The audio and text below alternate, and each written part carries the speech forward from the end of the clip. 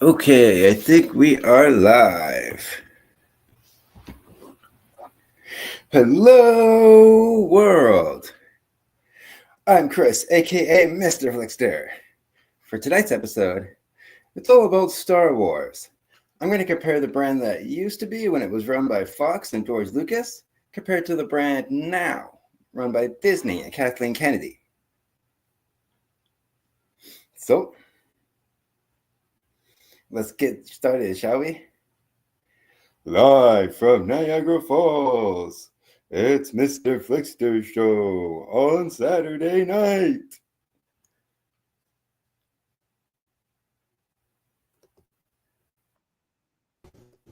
Thank you for clicking on my video.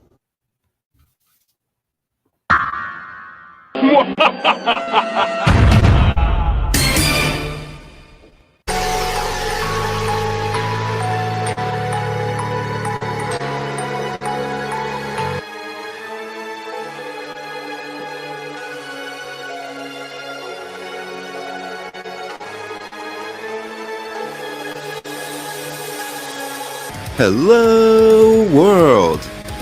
I'm Chris Maitini, aka Mr. Flickster.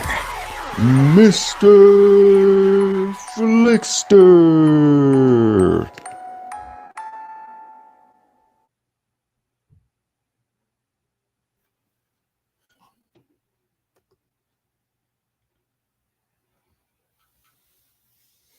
So, before I get to the main topic tonight, I just want to talk about a couple of things first.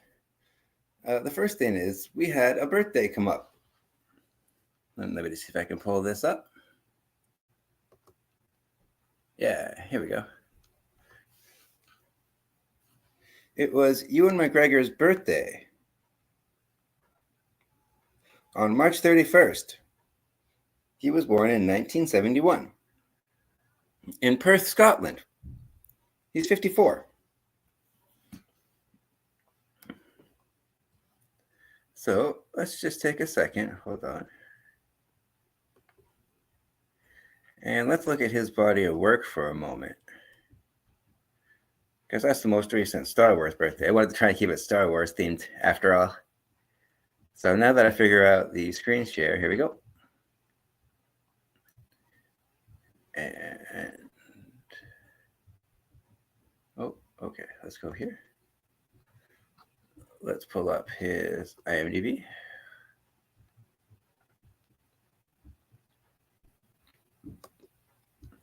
I can never spell his name right. McGregor? Is that correct?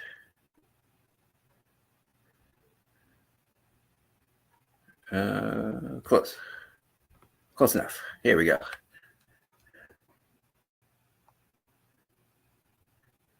So outside of Star Wars, he's had a very long career. Here we go. Here's just an idea. More recently is the show Gentlemen of Moscow. I'm not familiar with that one. So a lot of these I haven't seen. Oh, I did see Pinocchio. That was pretty good. He was, Jiminy Cricket in that. I thought so. I did like the Obi-Wan Kenobi show. That was pretty good. He was also the bad guy in Birds of Prey.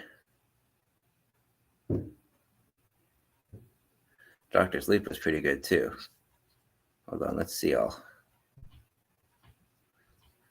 Christopher Robin was okay. He was good in it, but the movie wasn't that great. I didn't see the Fargo show.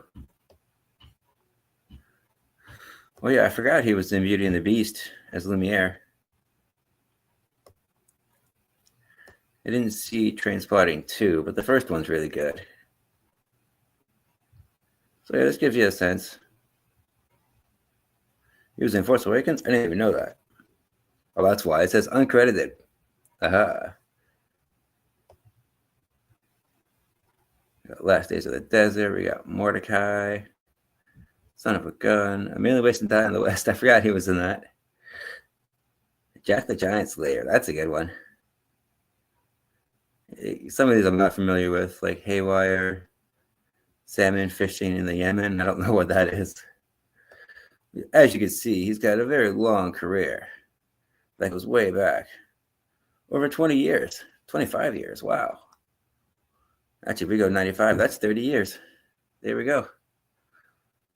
His first job was Lipstick on Your Collar. Interesting. A TV miniseries from 1993. His first movie, it looks like, was Being Human in 1994. So that's a little bit about Ewan McGregor. Let's see, where am I? Here we go. Cool, I'm back. So, happy birthday, Ewan McGregor. Keep working hard. May the force be with you.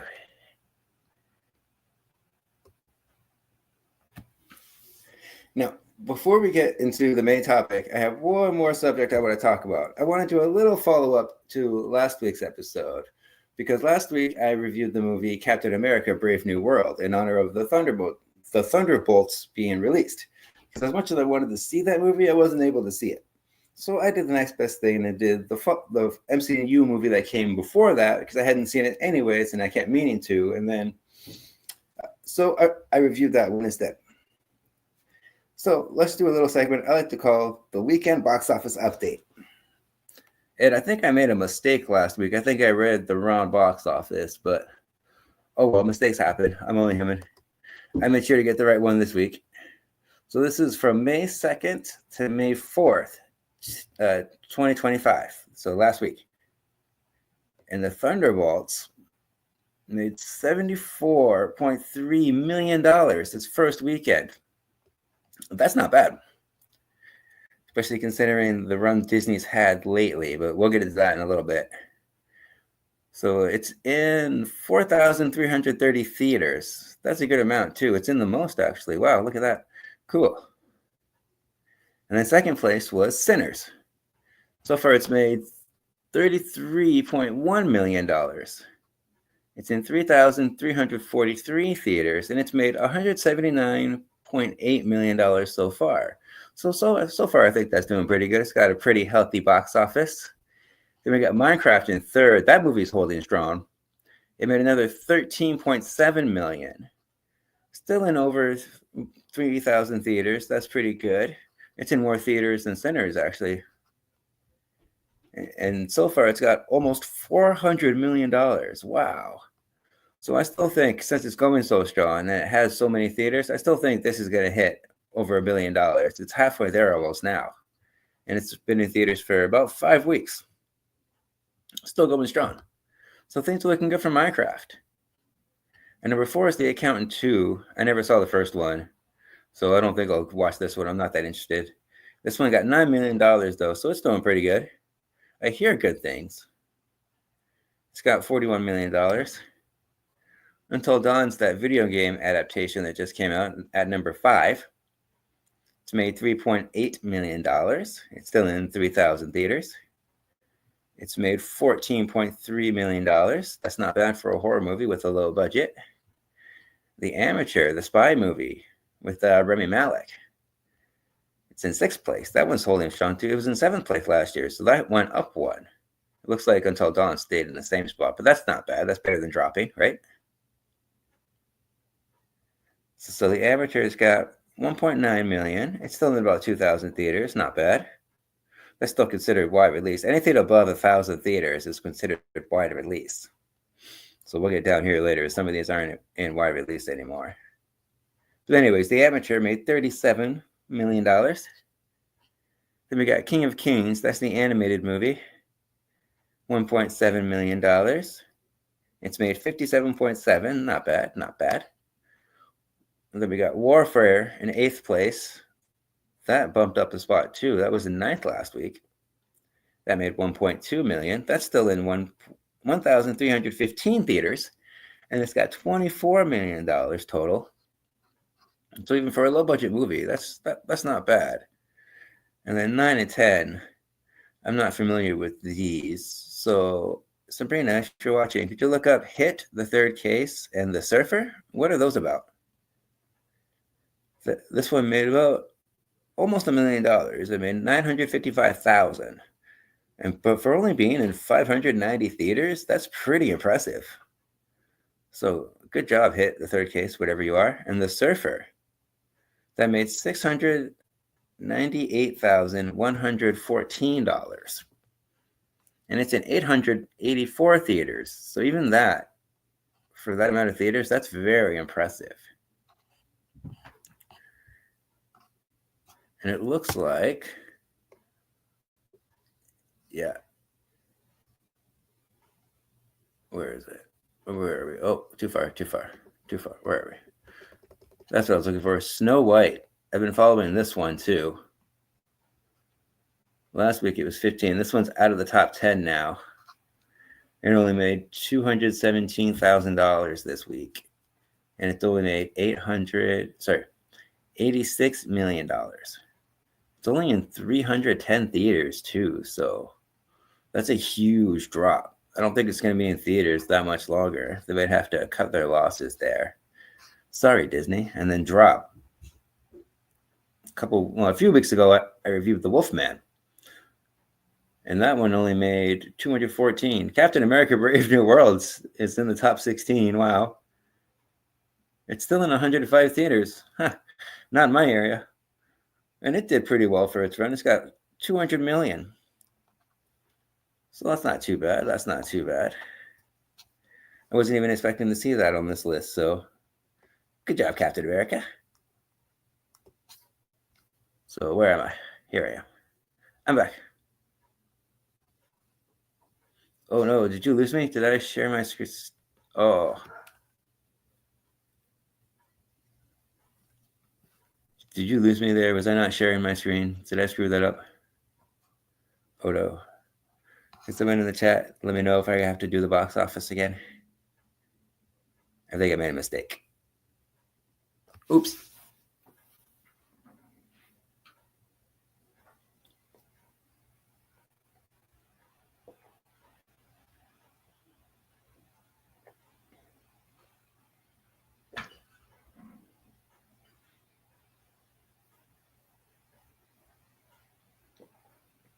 Okay, I'll wait a little bit longer and then I'll move on.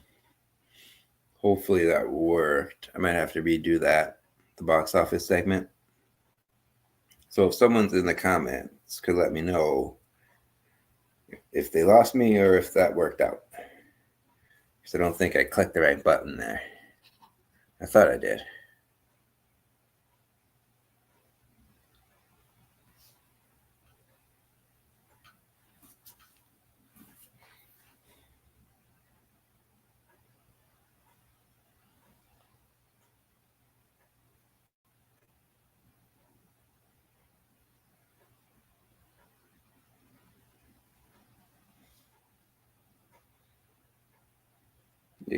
I'll wait a little bit longer for someone to let me know if I need to redo that part or not.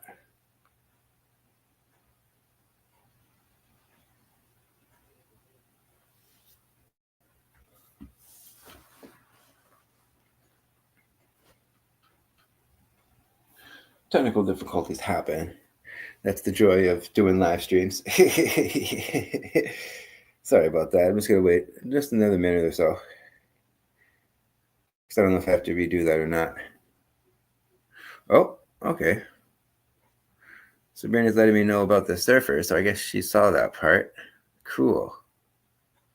Okay, we can move on. The surfer. A man revisits his childhood beach with his son. Humiliated by locals, he becomes entangled with escalating conflict that pushes him to his limits. Oh, okay. So is that like a horror movie or... That actually sounds kind of interesting. I might watch that.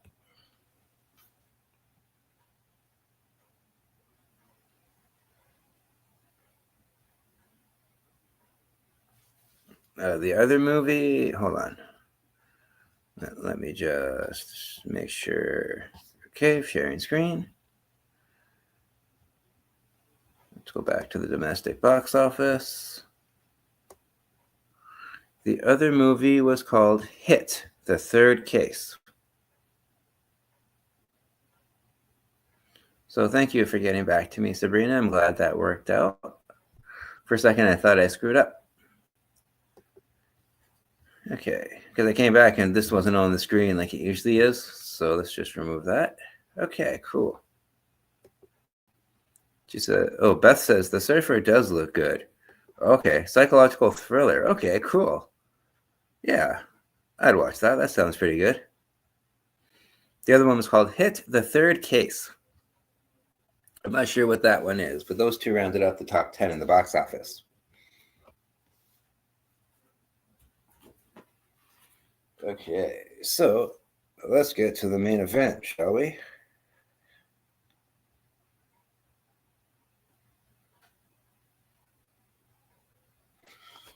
So the reason I'm doing this episode is in honor of May the 4th. I know it's a little bit late, but because of the timing of the Thunderbolts and everything, things kind of worked out. But most people consider May to be Star Wars month anyway, so better late than never, right?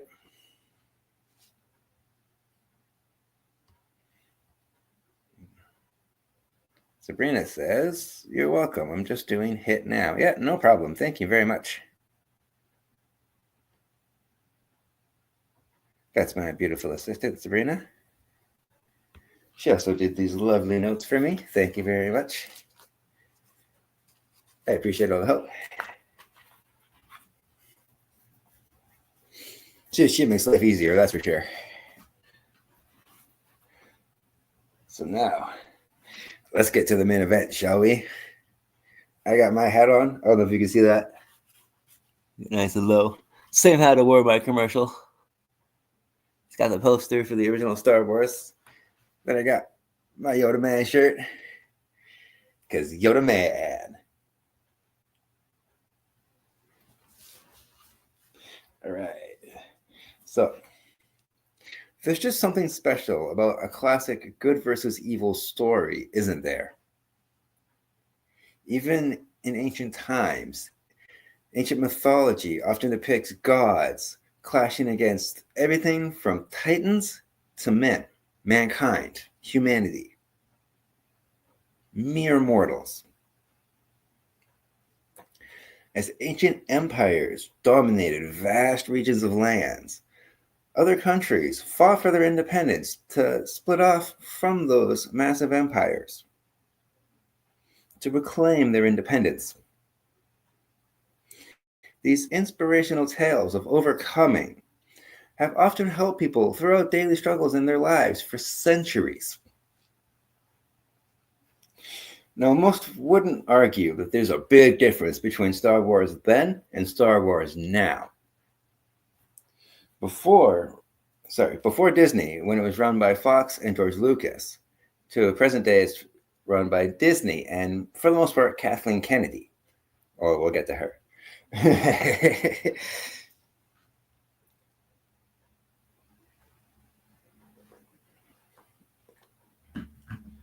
But for now, I'm going to go before Disney.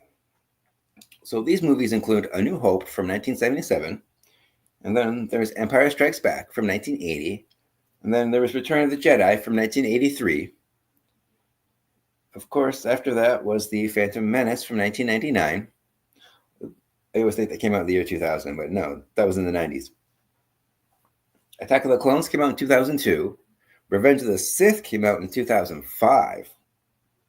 And then Star Wars, The Clone Wars, came out in 2008. Don't forget the animated Star Wars feature film. It even got released in theaters. But let's start all the way back at the beginning, shall we? A New Hope was directed by George Lucas, and it was also written by George Lucas, too. The budget was $11 million, and it grossed $775 million internationally. No, at the time, franchises weren't really a thing. So for a movie to gross that much money was a big deal. Especially while streaming services weren't really a thing anyways, too. Like, there was no internet. Oh, we got our first Kathleen Kennedy comment. Hold on, I'll pause for that. Kathleen Kennedy was not the right fit for the role. No, this was certainly not the way.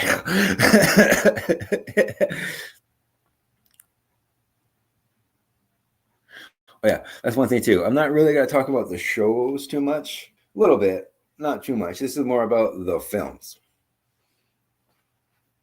There's a lot of movies to go through. Okay. Ooh, excuse me. Okay, where am I? Here we are. Cool.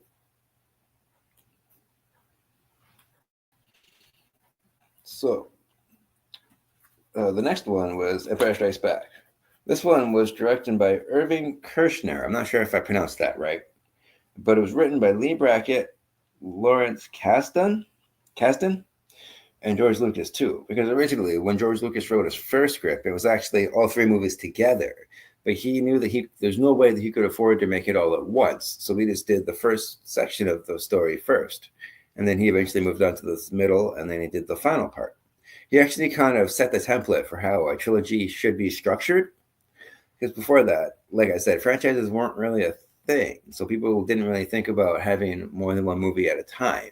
If one movie was a hit, it might get a sequel, but sequels weren't that often, except for like horror movies, stuff like that, or like rom-coms because they were cheap to make. Now, when it comes to big budget sci-fi movies like these. And most people forget, the first Star Wars movie was an independent film. Fox didn't really have a lot of faith in them, so a lot of that money was out of George Lucas's pocket too. The Empire Strikes Back had a budget of $18 million, and that one made $550 million worldwide. So it didn't make as much, but I still consider that to be a hit. The third one of the trilogy was directed by Richard Marquand. Sorry if I butchered that. And written by Lawrence Kasdan. Yep, and George Lucas. Okay. And the budget was $35.5 million. This one made $482.4 million. So it made the least amount of money out of the three. But when it comes to comparisons of the brand back then to now, this one did a really good job of world building. Not just the way it did it, but more like the vision that George Lucas had. He approached it from another angle. So it's more than the way he did it. It's the way that it was written, and not just the way it was staged out. He had this all planned. He had to have drawings to show people at 20th Century Fox just so he can get out his vision so they can understand what exactly the film was going to look like. Because when you just read it on paper, it doesn't translate as well. He had to have the artwork too to really show his vision. So you got to appreciate stuff like that. You have that artistic vision. That's what I was trying to say. I got there. This first trilogy especially has a good balance of being a fantasy epic. Sorry, start over. An epic fantasy adventure. I almost said that backwards. But it's also mixed with sci-fi, and it's mixed with a lot of humor too. People tend to forget how funny the trilogy is, except for Empire. That one's not as funny. That's the darkest one of the trilogy, I'd say.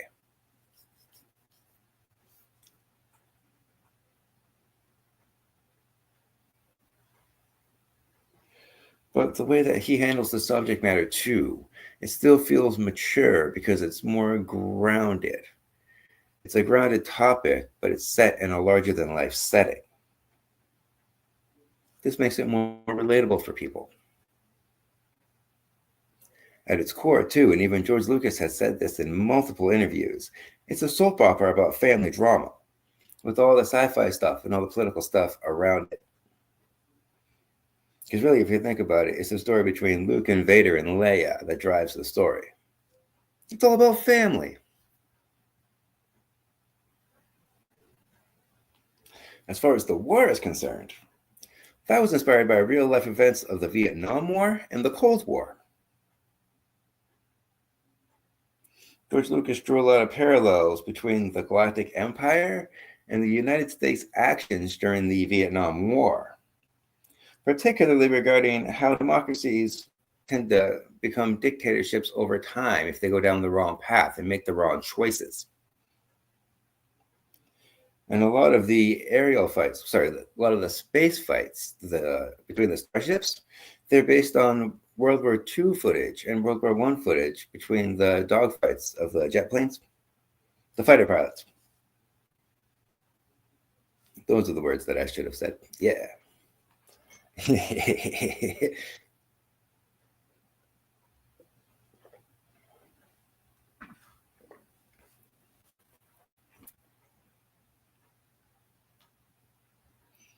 And then the inspiration from the Cold War was drawn from the Death Star, because that was supposed to represent the nuclear threat at the time, like during the Cold War.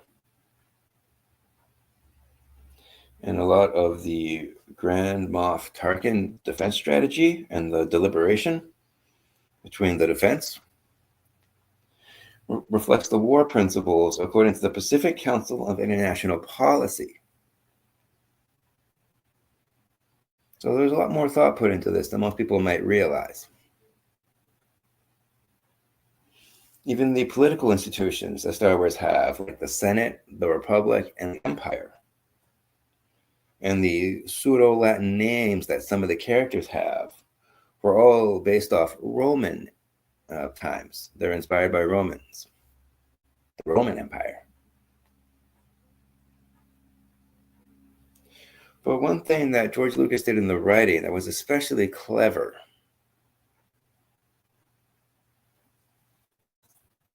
was how he structured the story in this first one. And what he did was he subverted storytelling tropes. The plot focuses on a group of rebels trying to take down a massive evil empire. Yet, the Rebel Alliance are depicted as the heroes.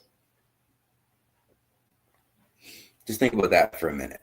Because nowadays, your average sci-fi movie or even your average action movie, this tiny little group of rebels would often be depicted as villainous terrorists or something like that. They wouldn't be the good guys.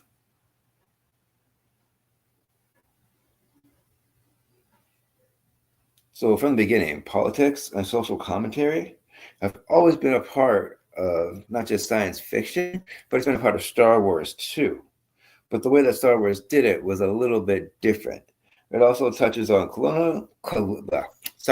colonialism, fascism, and elitism. But it does so in a way that people can understand it without alienating other groups or setting off different countries as being the bad guys, which is a very smart way to do it. That's why I love science fiction so much. The metaphors, the allegories. It's awesome. This one especially, for the time, it was so imaginative and so ambitious. A lot of people on set didn't have faith in the production, but George Lucas followed his vision and he carried on and he made it happen. Could you imagine a world without Star Wars? Wow. Oh yeah, I'm not going to get too much into plot deals, but I am going to give spoiler warning just in case too. Because some people, I guess, haven't seen Star Wars. Just in case you haven't.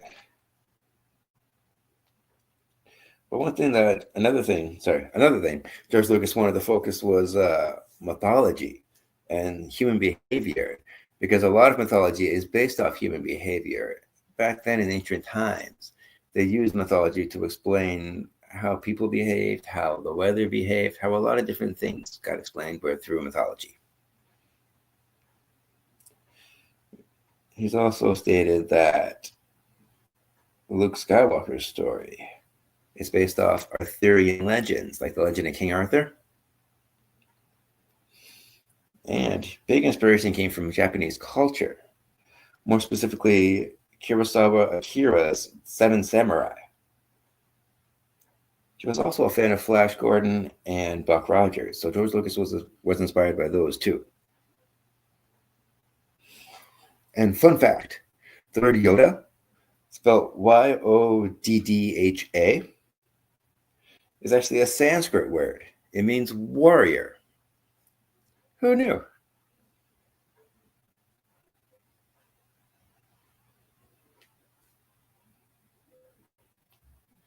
Okay, so that is the original trilogy. It had a very serious feel, but it didn't take itself too seriously. And it was grounded enough to make it relatable in this larger-than-life setting. And even the way he set up space, too, it was dingy, it was dirty. Before that, science fiction was always in space stations that were clean and prim and proper, and everybody was always dressed all nice. It didn't feel as lived in like this galaxy did. So just a few things that set it apart. So let's talk about the prequel trilogy, shall we?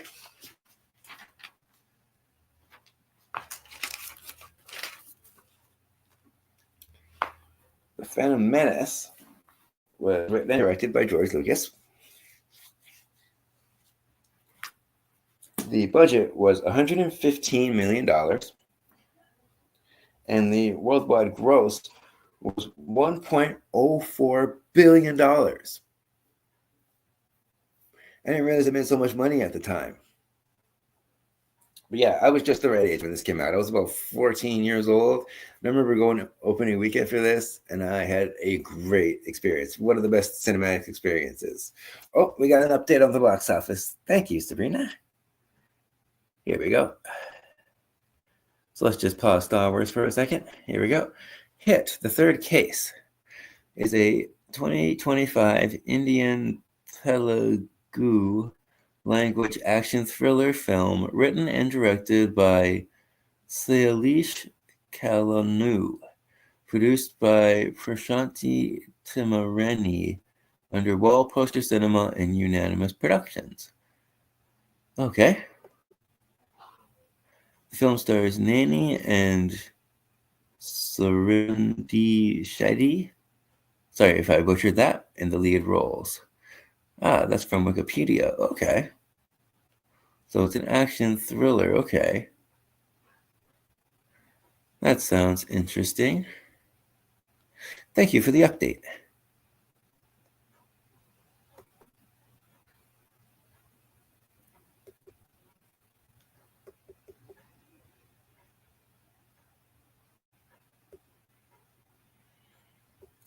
Okay.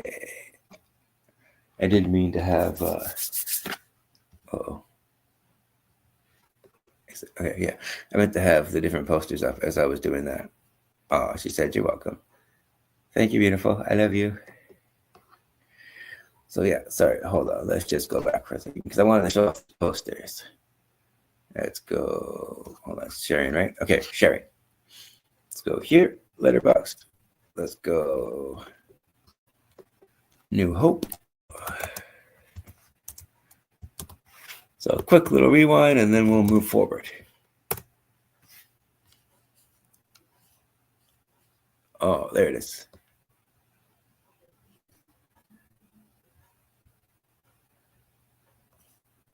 Because the poster is the same one that's on my hat. I love this poster. Can I make it bigger? No, I guess not. But yeah, here it is. You got Luke and Leia there. You got Darth Vader in the background. You got the Death Star there. This is when they used to do hand-drawn posters too. You even got the two droids in the background, C-3PO and R2-D2. How about that? You got some of the starships here. They look like they might be the X-Wings. Yeah, or the A-Wings. Hard to see. But yeah, there it is. And then... Oh, wrong way. Go away, Ed. I'm not sponsored. Okay. And search. Let's go. Empire Strikes Back. This one tends to be a lot of people's favorites.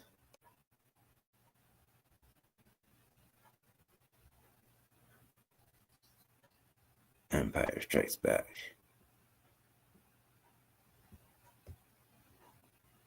Here we go. Beautiful poster.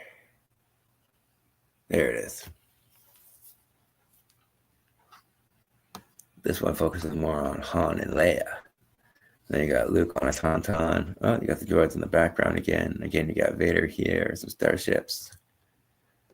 Again, I can't quite tell. Oh, those look like X-Wings. Okay, cool.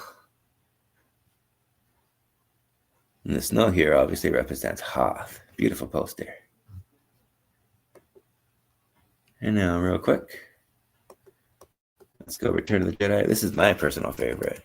If you like what you see and you want to see more, I have a ranking of Star Wars that I did with fellow YouTuber Josh Does Movies. So sorry, I can't type and talk.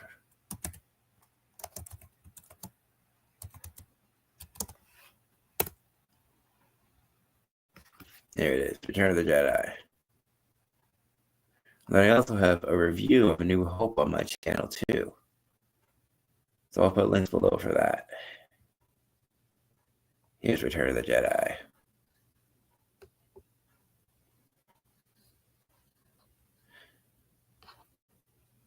You got the trio here. Again, Vader's in the background. More X-Wings.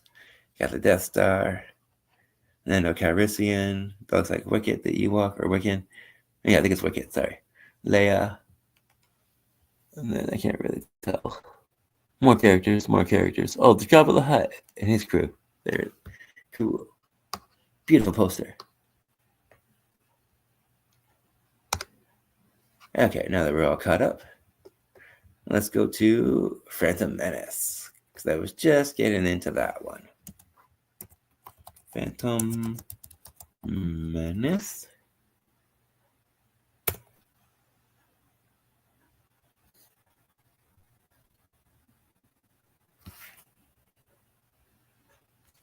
Oh, that's not it. Hold on. Up. Too far. Way too far. That's not it.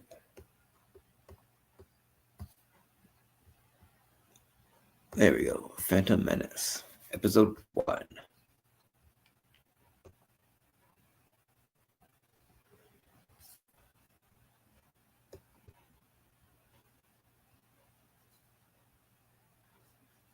I like how they kept the old school tradition, even though this came out in the 90s. It looks like it was still an illustration. You got Darth Maul in the background.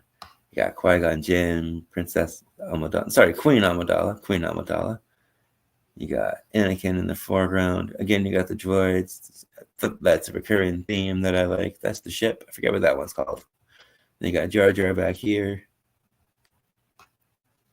Gorgeous poster. Not such a fan of the light flares, but hey, to each their own. It's got that old school vibes, very simple. And it represents the movie too. So here's the description. Anakin Skywalker, a young slave strong with the Force, is discovered on Tatooine. Meanwhile, the evil Sith have returned, enacting their plot for revenge against the Jedi.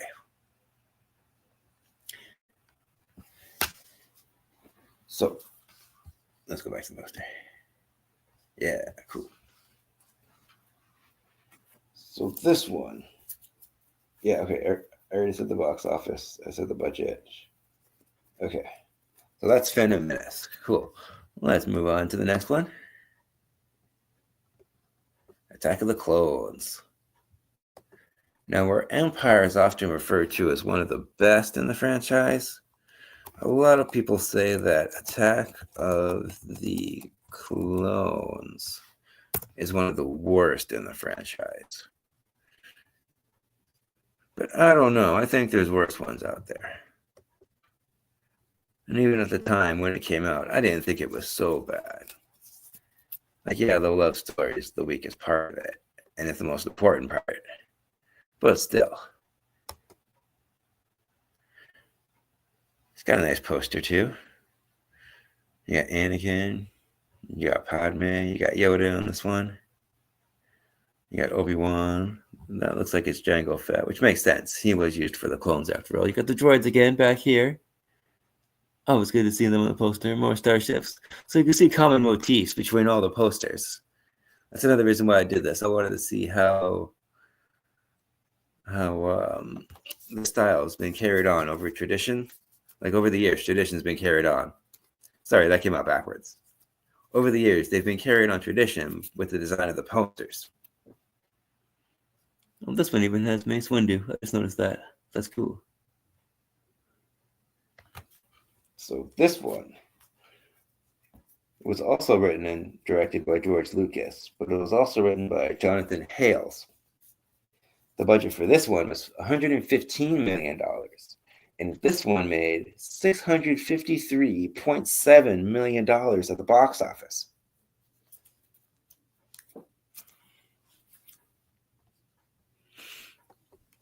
So here's the description. Following the assassination attempt on Senator Padme Amidala, Jedi Knights Anakin Skywalker and Obi-Wan Kenobi investigate a mysterious plot that could change the galaxy forever. And oh boy, does it change. This is a very pivotal movie in the franchise. It did handle a few things well. And this is the first one that showed off Yoda and what he can do with a lightsaber. So that was cool, his fight with Count Dooku. So let's move on to the final chapter in this trilogy, Revenge of the Sith. This is my personal favorite of this trilogy.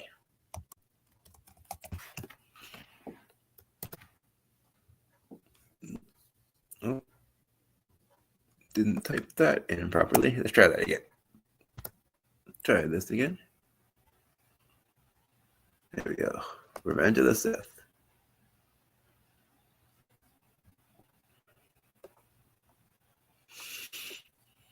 I think this is one of the best posters too. It's just so epic.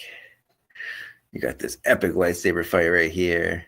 You got Yoda on this side. You got Mace Windu. You got the Emperor here, because this is the one with the big reveal. Again, you got Vader in the background.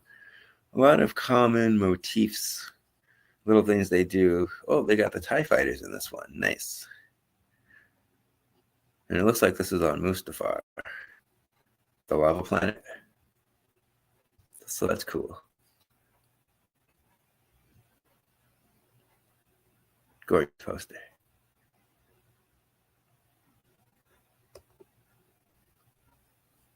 So here's the synopsis according to Letterboxd. The evil Darth Sidious enacts his final plan for unlimited power, and the heroic Jedi Anakin Skywalker must choose a side. This one famously is that final turn to the dark side. Because really, this original trilogy is all about Anakin and his dark descent.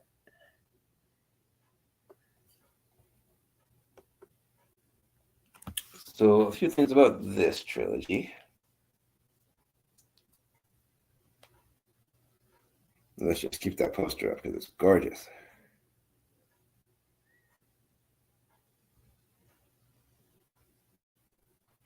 Okay. This trilogy has a whole different feel to it because at times it's more fun. It's a lot more funny too, but also at times it feels more childish, except for part 3. This one's a lot darker than the first 2 movies, but yeah, the first 2 movies can seem kind of childish. This also shows how democracy's dark descent into dictatorship could happen. So kind of like the original trilogy, it takes a grounded topic but places it in a larger-than-life setting.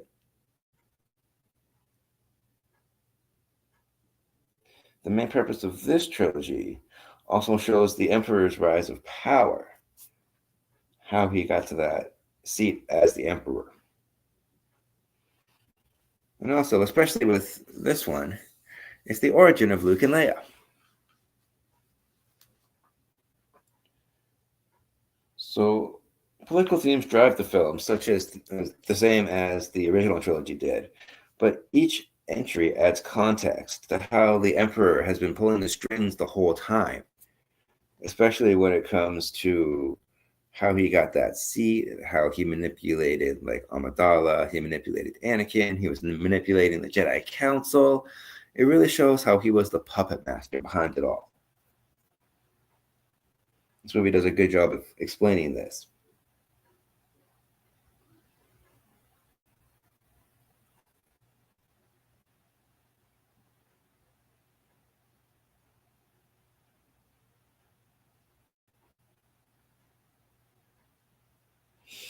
Not only was he pulling the strings the whole time to seize control of the Intergalactic Republic, but he was also able to take that power. So he had his plan, he followed through, and it worked out. So in a lot of ways, it's the Emperor's story too. It really does a good job of showing how he consolidates his power through this manipulation. And just like the original trilogy. This trilogy takes inspiration from real life events. More specifically, the assassination of Franz Ferdinand, which a lot of people agree is what triggered World War One, and also the burning of the German Reichstag, which a lot of people agree is one of the things that helped Nazis grab their power. So those two incidents specifically were incited by George Lucas.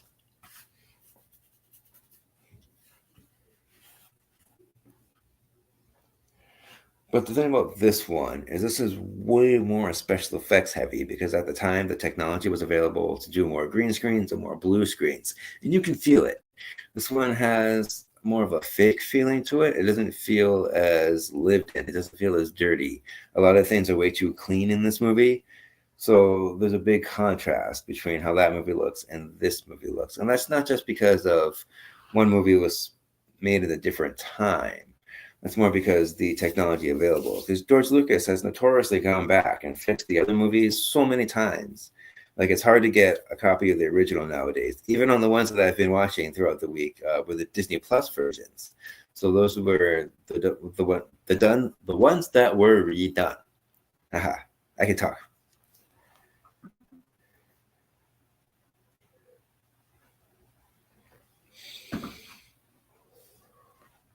Yeah, he keeps changing it, and a lot of fans cite that happening a lot as something that he does that they don't like. But Star Wars fans have been known to be pretty hateful. But this isn't about that. This is about the actual movies. This is about the art, and I don't think art should be scrutinized like that.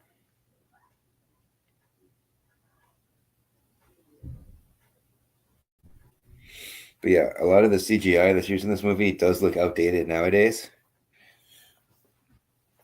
But again, this was made like 20 years ago. It was even re-released. So I'm curious to see how much that made at the box office too. I didn't see that on the list.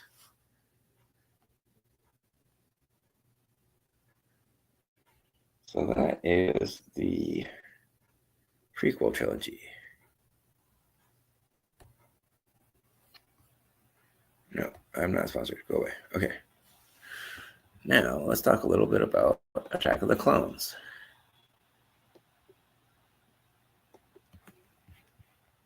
No, not Attack of the Clones. Sorry, Clone Wars. I already did Attack of the Clones. Yeah, the often forgotten Star Wars movie. There it is.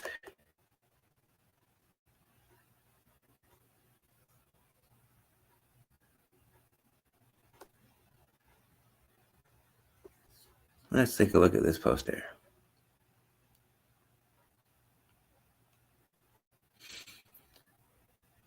Oh, what happened?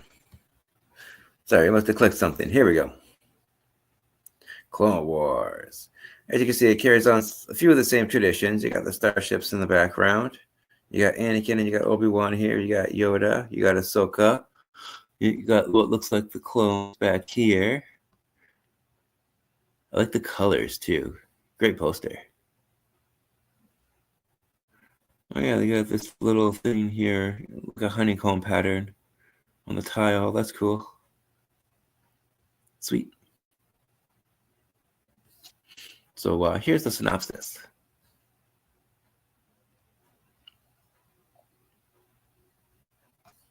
Oh, this one's long.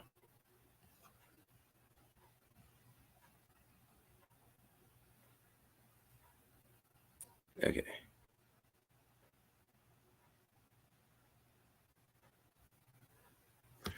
As the Clone Wars sweep through the galaxy, the heroic Jedi Knights struggle to maintain order and restore peace. More systems are falling prey to the forces of the dark side as the Galactic Republic slips further and further under the sway of the Separatists and never-ending droid army.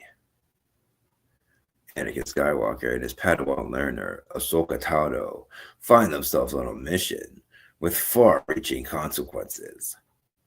One that brings them face to face with the crime lord Jabba the Hutt. But Count Dooku and his sinister agents, including the nefarious Aja Ventress, will stop at nothing to ensure that Anakin and Ahsoka fail at their quest. Meanwhile, on the front lines of the Clone Wars, Obi-Wan Kenobi and Master Yoda lead the massive clone army in a valiant effort to resist the forces of the dark side.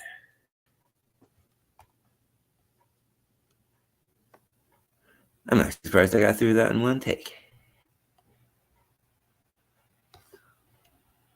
So yeah, let's talk about Clone Wars a little bit.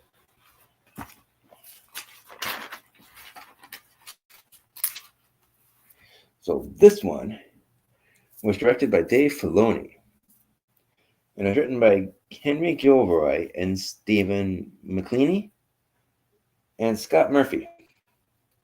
Sorry if I butchered those names. The budget was $8.5 million and it grossed $14.6 million, but that sounds kind of low. You think it would have made more money than that, but hey. But again, this one, it's got a more serious tone to it, but it's got that childish feel. Even the animation, it actually does get better in the Clone Wars TV show. But this is what kicked off that Clone Wars TV show, this movie and its popularity. And the show went on for 7 seasons. So if it wasn't for this movie, we wouldn't have that. If it wasn't for the Clone Wars TV show, we wouldn't have Rebels. And if it wasn't for the Rebels show, we wouldn't have Ahsoka, and so on and so on. It just goes on, people. It's all connected.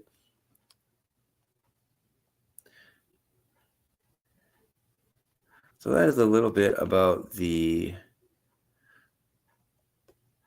before Disney saga of the Star Wars franchise.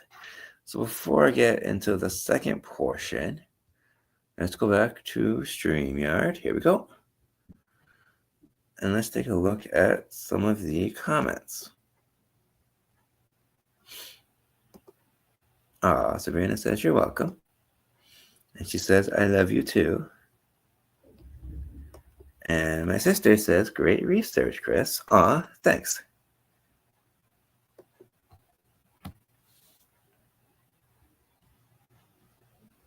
Okay.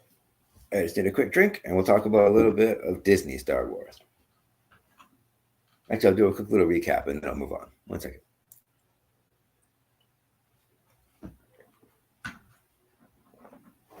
So basically, while the two trilogies do have a very different feel to it, they both essentially have the same message, and they're both essentially set up the same way.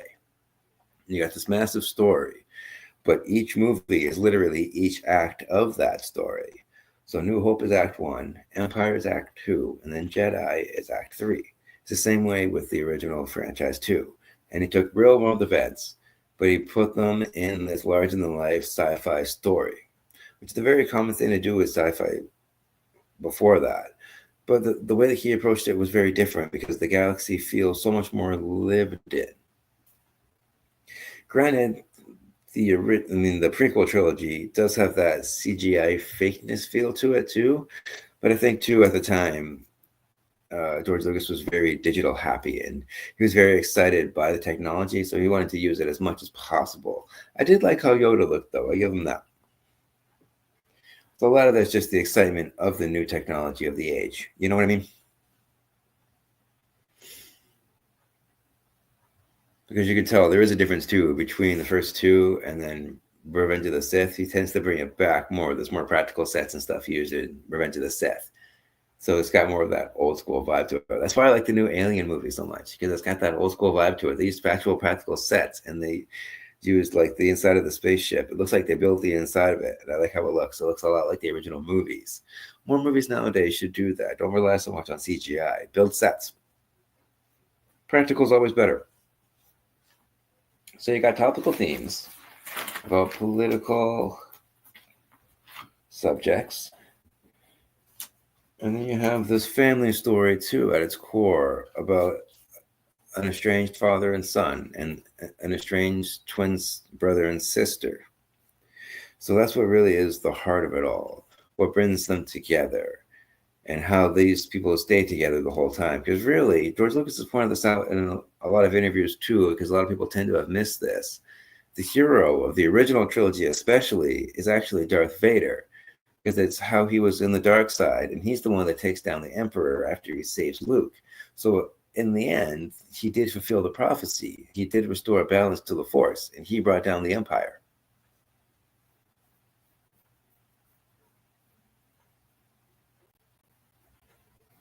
Obviously, in the prequel trilogy, he's not the hero so much, because that's his dark descent. So, but still, you can see the full circle. It goes one, you see the arc, and he comes back around. This was his intention the whole time. George Lucas just needed more time, and he did need the technology in order to make the stories that he wanted to make.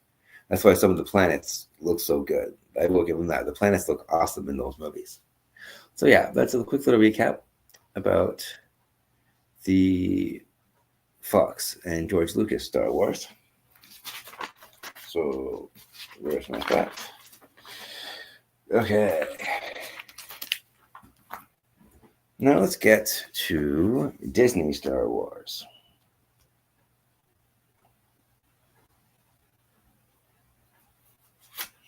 And these movies consist of The Force Awakens. This came out in 2015. Then there was Rogue One. That was 2016. There was The Last Jedi, 2017. There was Solo, a Star Wars story, in 2018. And The Rise of Skywalker in 2019. Which is easily the worst Star Wars movie. Am I right?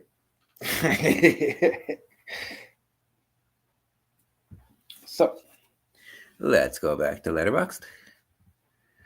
You have no idea how happy I am that I figured out this screen share thing. Here we go. And here we go. One more thing about Dave Filoni. Hold on. This guy's really important. There he is. Can I make that bigger? This guy, talk about Master Jedi Padawan relationship. This is like the Padawan to Lucas's Master Jedi. George Lucas took Dave Filoni under his wing. If I can make this bigger, come on, expand. Are you gonna expand? No. Okay. Yeah. George Lucas took him under his wing, and he's been handling a lot of the Star Wars TV shows, especially. Like, he was one of the showrunners for the Clone Wars. I think he worked on Rebels, too, but I know he also worked on Ahsoka. You can see here, he directed the Boba Fett show as well. He's done a lot of Star Wars things, and he's done a lot of the better Star Wars things for the new stuff. But he also, it's interesting because he did work with George Lucas on some of the other stuff before. At least I know this one's definite. Can we just expand that? Oh, okay, he directed 4. He wrote some stuff too. What did he write?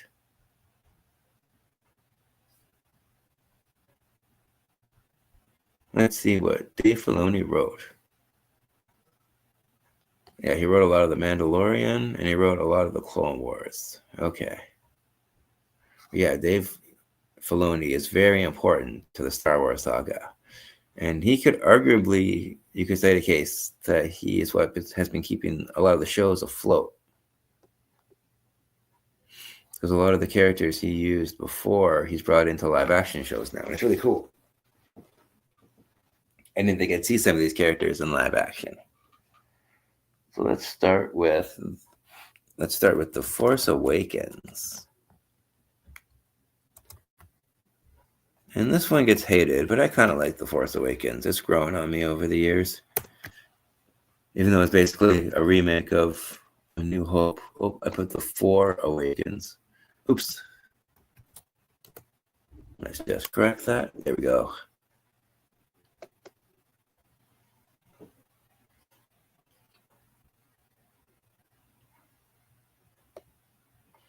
Let's see that poster.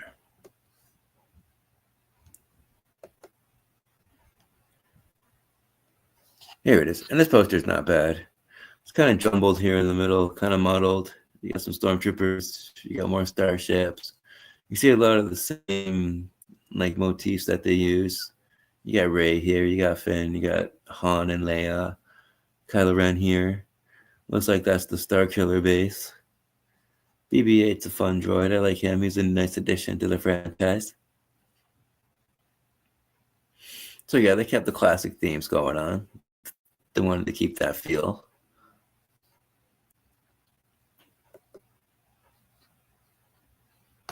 And here's the synopsis. 30 years after defeating the Galactic Empire, Han Solo and his allies face a new threat from the evil Kylo Ren and his army of stormtroopers.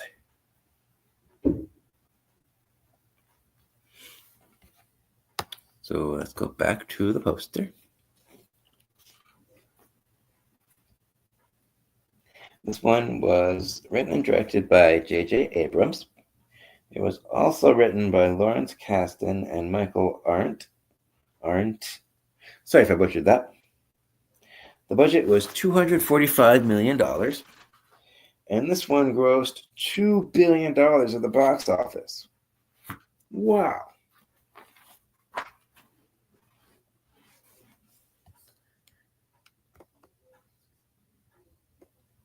So after that was Rogue One. And this one, similar to Clone Wars, isn't technically part of the trilogy, but it's like a spinoff. So it is kind of cool they carried on that tradition too. Let's just pull up this poster, because I love movie posters. Here it is. I like how the Death Star's in the background there, and then you got the X-Wings, you got the crew of the spies, you got the droids, you got the villain. Cool poster. Much darker than the other ones. It doesn't have as much color. More gray tones, more blacks. A little bit of white here. I just noticed there's the white lining around the Death Star. That's kind of cool. This kind of stuff I go to school for, graphic design. I love this stuff. So Rogue One was directed by Gareth Edwards. It's written by Chris Weitz, Tony Gilroy, and John Noel. This one had a budget of $200 million. And it made a total of $1.058 billion at the box office, like worldwide, the gross.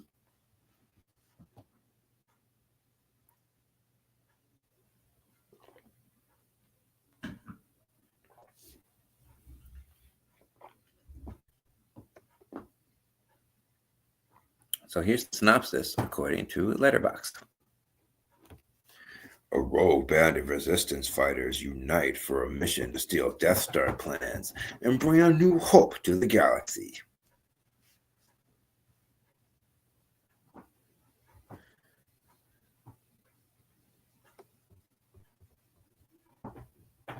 So that's a little bit about Rogue One. I love this movie because even though it's a prequel, it does a lot of things that, it answers a lot of questions about how these people actually got the plans for the Death Star to make that first original trilogy happen. So it does a good job of showing the stepping stones from point A to point B to point C. It doesn't have that prequel problem of answering questions nobody was asking. I was actually curious about what exactly happened to get to that moment. Because the first movie just kind of throws you into the middle of the action. But by the first movie, I mean A New Hope, the original. So, yep, that's Rogue One. Next up was The Last Jedi. And this has to be one of the more divisive ones in the entire franchise. Because people either love it or they just hate it. And I'm in the camp of hated it. I did not like this movie at all. So here we go. Here's the poster. I do like the poster. The poster's better than the movie. You got Luke Skywalker in the background this time instead of Vader, but he's kind of cloaked. So it kind of has that Vader shape. I kind of like that. That's kind of a nice touch. And his face is kind of shadowed. Then you got Rey, you got Kylo Ren, Leia, Chewbacca. It's kind of jumbled in the middle here. Can't really tell who those people are. That might be Hux. Then you got Poe, you got Finn. Oh, you got the droids here in the background. They included BB-8 with the other two. That's nice. That might be Captain Phasma. Yeah, I do like the red and the black. This is a much darker movie too. This is supposed to be like the empire of its franchise, but it's really not. But I'll get to that. Hold on. We're not there yet. So this one, it was directed by Rian Johnson. It was written by Rian Johnson and George Lucas. The budget was $317 million, and the gross worldwide was $1.3 billion. So it did make a lot of money. Everybody went out to see this. I think I saw this twice when it came out, because I didn't really understand what all the hype was about the first time, so I had to see it again. I had a lot of questions too about character motivations. But anyways, here's the synopsis. Rey develops her newly discovered abilities with the guidance of Luke Skywalker, who is unsettled by the strength of her powers. Meanwhile, the Resistance prepares to do battle with the First Order.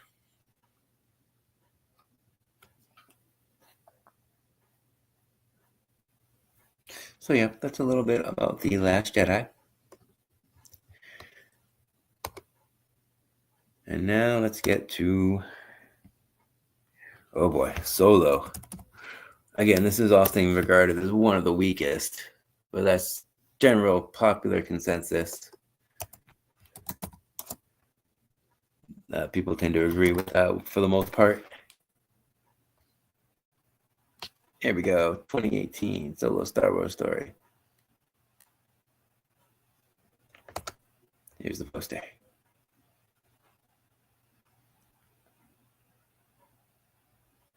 Even the poster, it's not as good as some of the other ones are. It's kind of generic, kind of lackluster. The colors don't really stand out very well. I'm not sure what's with the color in there, but I'm not a fan of some flares. Looks like some TIE fighters. You got Millennium Falcon there. You got the characters. Even the poster is kind of bland. Oh, no ads. I'm not sponsored. Let's see. Okay, here's the synopsis, though. Through a series of daring escapades deep within a dark and dangerous criminal underworld, Han Solo meets the mighty future co-pilot Chewbacca and encounters the notorious gambler Lando Calrissian. My biggest problem with this movie is they tried to do too much for one movie. I think this should have been a TV show, not just one movie. They could have got way more into the underworld, especially with Han Solo's relationship with Chewie. That would have been interesting, and with Lando, of course. That would have been really interesting, but they rushed it. They made a movie instead of taking its time to develop like 8 episodes. But anyways, this was directed by Ron Howard. It was written by Jonathan Kasdan, Lawrence Kasdan, and George Lucas. And I looked into it because I was curious. And turns out Jonathan and Lawrence are actually father and son. So that's cool. The budget for Solo was $275 million. And it made $392.9 million as the worldwide gross. And last on this list, this is actually the final chapter, because this is the prequel as well. This is the spin-off. But it's not very memorable. I haven't even watched this one as much as I've watched some of the other ones. It's just not rewatchable, much like the next one. Again, often regarded as one of the worst. Rise of Skywalker.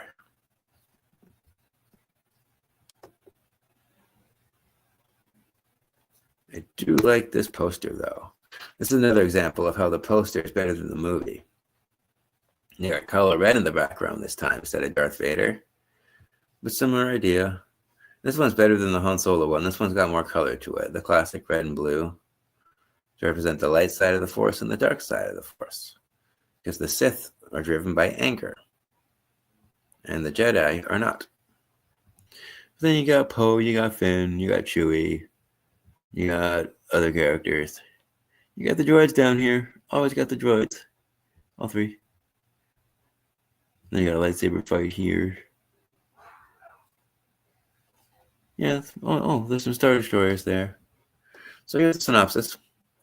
The survivor resistance faces the First Order once again as the journey of Rey, Finn, and Poe Dameron continues with the power of knowledge.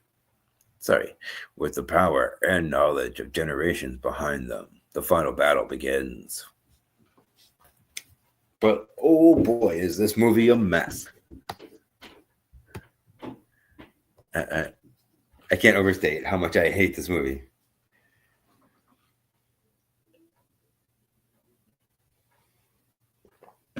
So this show isn't a ranking, but if I were to rank them, this would be down toward the bottom for sure. This one was directed by J.J. Abrams again. He came back. It was written by Chris Terrio, sorry. J.J. Abrams and Derek Connolly. The budget was $275 million, and the worldwide gross was $1 billion. So it did make a lot of money.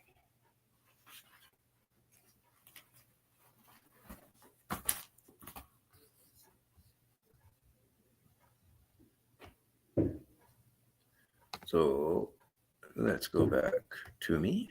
Here we go.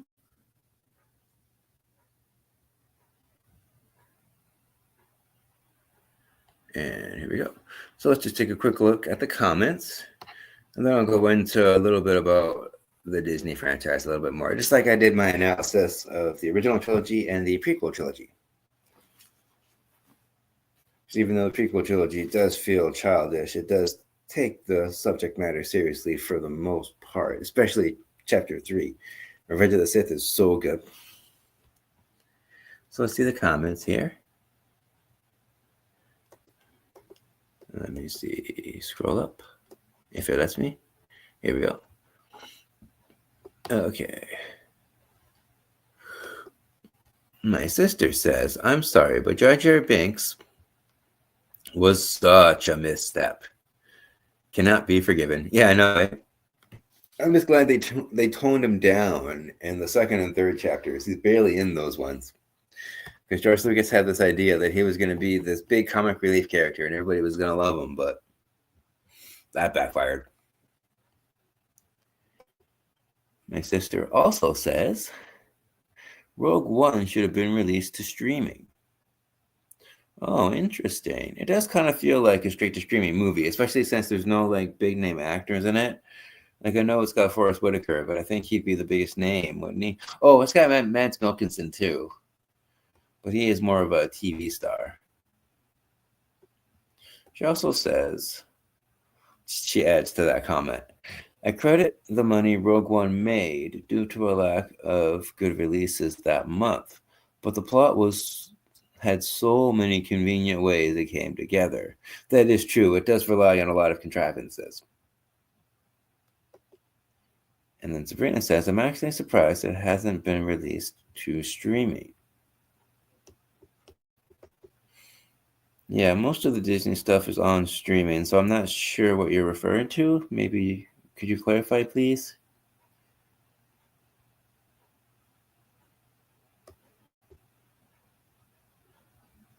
Outside of Disney Plus, I don't really know what Star Wars stuff is streaming where. I think Crave might have a few things, but you might have to pay for it on like Prime. So why pay extra for it when you can just pay for it on the streaming service you already pay for? Like if it's included, why not just use that? So anyways, let's talk a little bit about Kathleen Kennedy.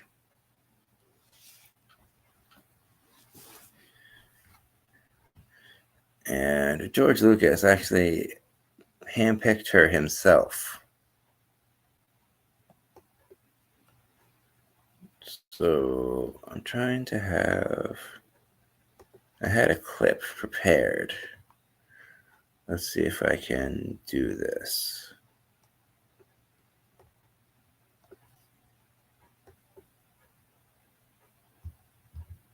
Just give me a second. Do I have the clip?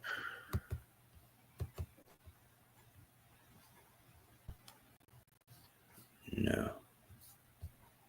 Okay. That's okay. It was just a little interview that Kathleen Kennedy was doing with George Lucas, but some of the things she was saying compared to what she did now, because this is back then when the buyout first happened. But that's okay. Just some of the things she said really bothered me, especially since she was basically lying to George Lucas's face. George Lucas has basically corrected her. It was really funny because he basically told her, he's like, well, no, that's not really what the franchise is about. It's about this. And he just goes off on her. It was really funny. But anyways, Kathleen Kennedy became Lucasfilm's president and the producer of the sequel trilogy, including the ones that I went over, and then that also includes Rogue One and Solo. So she produced all those movies, and she oversaw all of them. So she's highly involved with the direction that Disney has been going. She's been involved with a lot of the shows, too. Again, I'm not going to get into the shows too much, but I did like the first season of The Mandalorian. It kind of went downhill after that, but it's not too bad. I like the Obi-Wan Kenobi show. I like Ahsoka. That was good. Didn't like The Acolyte. That was terrible. I haven't seen Skeleton Crew yet. I got to watch that one. That one actually looks pretty good. I'm looking forward to that one. And I like a lot of the animated shows, too, like Clone Wars and Rebels. Those were good. My sister says, awesome commentary. Thank you.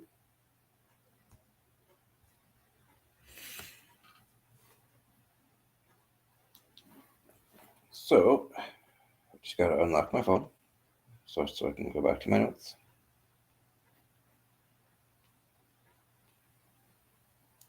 So, she's often faced criticism from film critics and fans alike that they cite that the stories and the character arcs have deviated too far away from the original trilogy.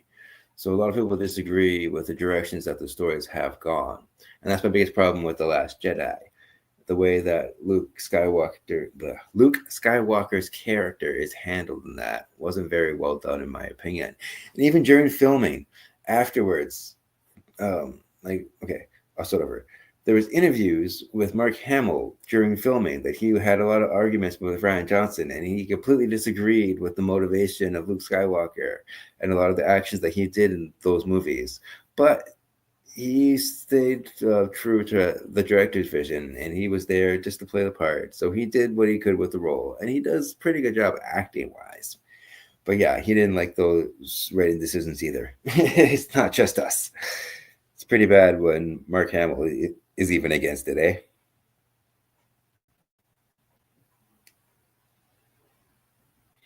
So yeah, that's basically the main reason why Kathleen Kennedy gets so much hatred, because she gets blamed for the direction it's going and how it's deviating too far away from what the original trilogy started. But what about the tone? What about the overall feel? Because I talked about the original trilogy, and then I talked about the prequel trilogy and how those movies are. They have completely different vibes. And these movies, although there was no like specific incidents in history that really inspired the events of these movies, there was a lot of inspiration drawn from the Weimar Republic and Hitler's rise to power, as well as the Vietnam War, of course. Because it has metaphors about political transitions and the dangers of unchecked power. This echoes the rise of dictatorships.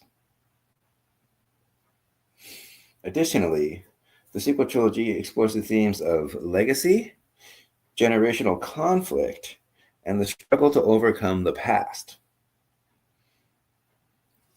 So basically, it talks about history repeats itself if we don't learn from history.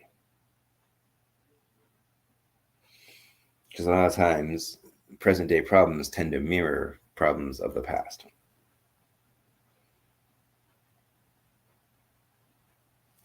Including problems between classes and within society. But a lot of people often regard this, as well as myself, as the anti-trilogy. Because the problem with these movies is each subsequent sequel tends to actively go against what happens in the movie before that. It's really strange. There was no story structure set up. It's not like the first ones at all. You don't start at point A and end up in point C. You start at point A and then you go around to point Z, like way over there, out in the field. Like it's not even close to the same. Not only does it lack the continuity, it lacks heart. Because the problem with this trilogy is it's kind of hard to distinguish who the main character is. You have basically there's three main characters. You have Finn, you have Poe, and then you have Rey. I'd even argue that BB-8 is one of the main characters. So it just keeps jumping back and forth between all of their stories. Then you got Kylo Ren too. So you got like five main characters there. There's no focus.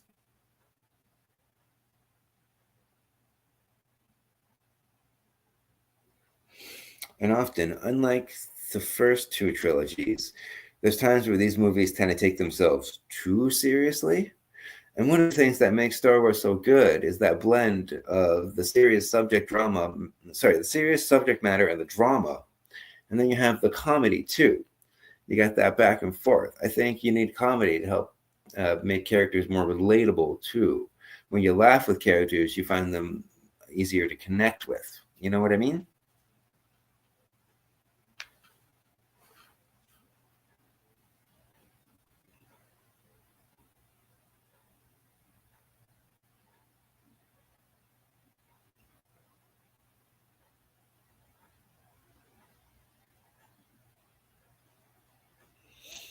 And then the biggest problem, especially with the Rise of Skywalker, is how the Emperor just comes back like completely out of nowhere. They had to explain it in the opening crawl in the text because there's no build up to that whatsoever within the first two movies. I mean, the first movie builds up Snoke, and then the second movie kills Snoke off. And then the third movie tries to explain how Snoke was some sort of a clone or something like that. And the Emperor, he's just back.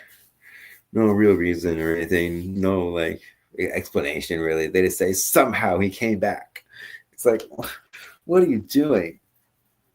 And then they tried to make Rey like the granddaughter of the Emperor or something like that. But really, that lineage wasn't really needed. I kind of like how they started it off. She was nobody from nowhere, and she had to make her own way. It's a very inspirational tale that would have been very different from the original trilogy because it's all about family, right? But instead of going that route, they went back to the family thing. So don't really do anything new. Everything just seems like a rehash of everything else that we've seen before. There's no more originality, which is one thing that Star Wars prided itself on at the time. No one had seen anything like it at the time. This is just more of the same. And you can say that with Hollywood nowadays. That's the problem. There's no more original stories. Everything's either a remake or it's a sequel or it's some kind of reimagining. There's nothing new anymore. There needs to be more original movies. We need to go back to the time before there was franchises because no one really thought to do that before Star Wars. I'm not saying franchises are bad, but we can't get new franchises if we don't have new stories, right? So yeah, that's basically my problems with the sequel trilogies. The tone is completely different. The structure is just not even the same that it used to be. And even the real life events that they're inspired on aren't specific incidents. So it kind of seems like they're more of an afterthought for politics. They're not as politically driven as those first two trilogies are. Because a lot of those first two trilogies are about the Empire and how the Emperor got to his rise of power and how Vader became this dominating villain feared throughout the universe. And it's pretty cool to see that Vader gets that backstory like that. He got the main focused. It's all about Darth Vader's mommy issues, the first trilogy.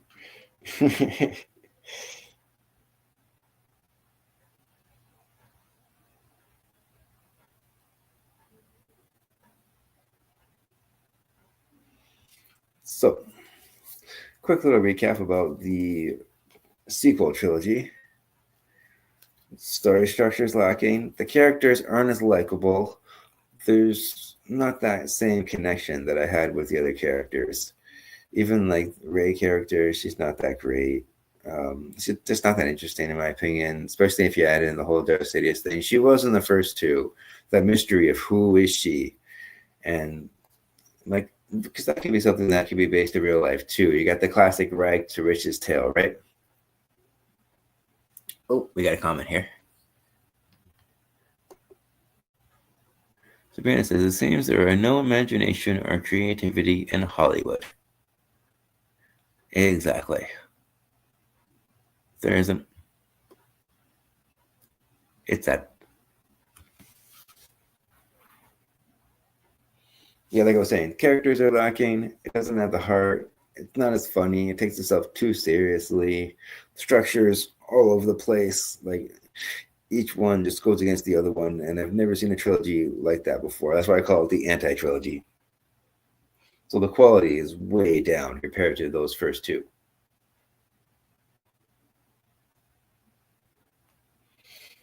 So, what's your favorite Star Wars movie? Leave comments below and we can talk about it. We can keep the conversation going in case you watch this in the replay. And if you like what you see and you want to see more, I have the Star Wars review, the New Hope review that's on my channel. Then I have a Star Wars ranking on my channel too.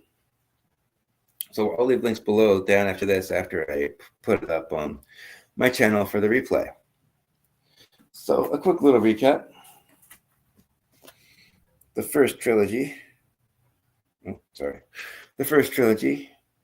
is based off real life events and Japanese culture specifically, as well as Arthurian legend.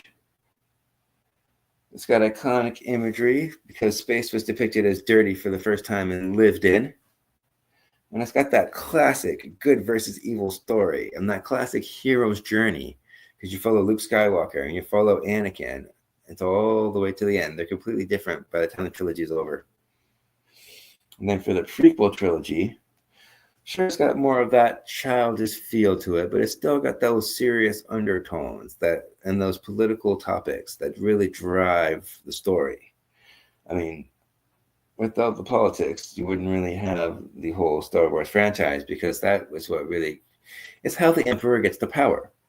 And it is kind of cool how we see his ascent to power, how he's the puppet master, as well as Anakin's dark descent, how he becomes Darth Vader. It also sets up a lot of things too. The original trilogy sets up a lot of things that the prequel trilogies follow up on. Like it's how the Clone Wars gets started when the original trilogy mentions the Clone Wars and how Anakin fought with Obi-Wan Kenobi during that time. So this shows the beginning of that as well. It also shows why Yoda is so respected in the world of the Jedi. How he's the ultimate Jedi Master and why. Then you get to the prequel trilogy. They're not as focused. They're not as fun. I didn't even bother to rewatch The Rise of Skywalker when I was rewatching all the other movies this week just because it's so hard to sit through. I don't even know why they even made a movie like that. But hey, this is what we have to work with, right? So if I were to rank them, that would be one of the ones toward the bottom for sure. And then it doesn't have these specific historical references to it too, like the other movies did. There's specific things in history that inspired Star Wars, especially like the Roman Empire and things like that. And even like the battles being based off World War II footage, like that kind of stuff adds the authenticity to it. It makes it more grounded in this massive sci-fi universe. And the biggest difference really is the heart and the continuity. So That's why I would prefer the original trilogy or the prequel trilogies to the sequel trilogies. So, in your opinion, which trilogy do you think is better? If I were to rank the trilogies, I'd have to put the original trilogy first, and then second place would be the prequel trilogies, and then third place would be the sequel trilogies. Because aside from The Force Awakens, I find those two movies very hard to watch. It's too bad they ended up the way that they did, and they didn't actually structure it the way those other trilogies did. Because it'd be cool to see those characters go on a journey that actually made sense. Instead, this is what we have to work with. Kathleen Kennedy, what have you done? So there are rumors that have been circulating that Kathleen Kennedy is going to retire, but she has not confirmed this. She says she's going to be working at Star Wars for like the next 5-10 years, something like that. So hopefully if they do get better, I will keep an open mind. I do love Star Wars a lot, and I am going to watch these shows I got to catch up on. And there's Skeleton Crew and there's Andor. I haven't watched those ones. I heard good things about Andor and Skeleton Crew, so hopefully they're better than The Acolyte. So until next time, I'll see you next week. Same bat time, same bat channel. May the Force be with you.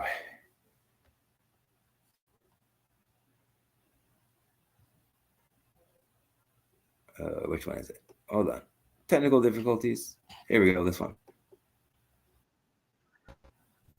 I'll see you at the movies. Have a great day. Did you know that I'm a film critic for HorrorBuzz.com? You can read my reviews on their website, and I make frequent appearances on their YouTube channel, HorrorBuzz Live. So I'll leave links below for that too.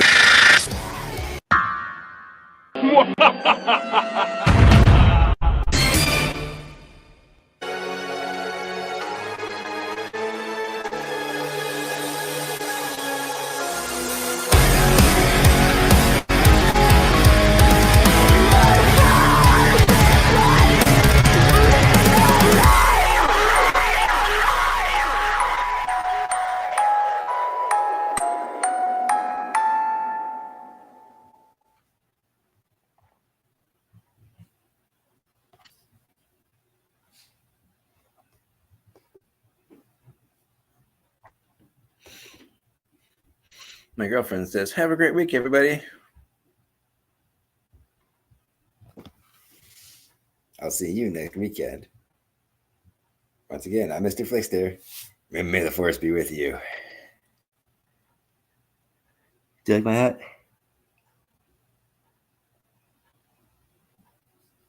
Goodbye.